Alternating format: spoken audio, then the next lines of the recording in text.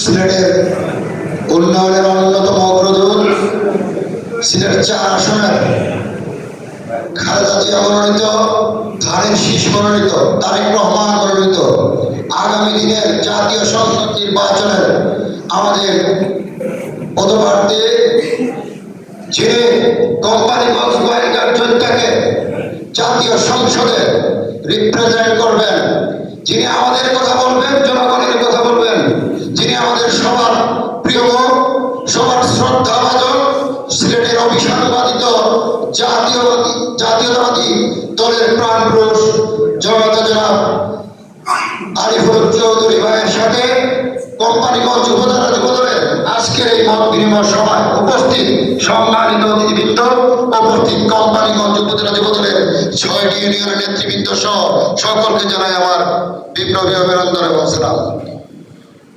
প্রিয় নেতৃবৃন্দ এবং বিএনপির নেতৃবৃন্দের উদ্দেশ্যে একটি কথাই বলতে চাই। আগামী নির্বাচন তারেক রহমান বলেছেন খুব চ্যালেঞ্জিং নির্বাচন হবে, সেটি আমরা দেখতে পারতেছি। কারণ নিষিদ্ধ রাজনৈতিক কার্যক্রম নিষিদ্ধ হওয়া সংগঠনের অনেক নেতৃবৃন্দ এখন পর্যন্ত বাড়িতে সগৌরবে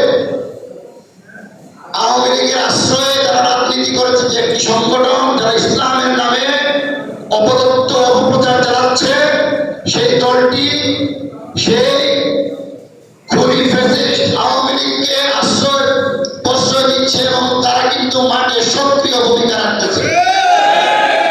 কিন্তু প্রশাসন যেমন কেমন কেমন করে, প্রশাসন আমাদের ভাষা বুঝে না। যদি এই তৃণমূল পর্যায়ে আওয়ামী লীগের সেই দূষরদেরকে প্রতিহত না করা হয়, তারা আগামী নির্বাচন কেমন জানি হয়ে যাবে মনে হচ্ছে। কারণ এই ইসলামের নামে তথাকথিত ইসলাম বিদ্বেষী সেই দলটি তারা কিন্তু পিঠ চাপড়ে তাদেরকে আশ্রয় প্রশ্রয় দিচ্ছে। কোম্পানিগঞ্জ প্রশাসন তাদেরকে আশ্রয় প্রশ্রয় দিচ্ছে। আমাদের সাথে কোম্পানিগঞ্জের প্রশাসনের লোকজন কেমন কেমন আচরণ করে আমরা সেটা বুঝতে পারতেছি।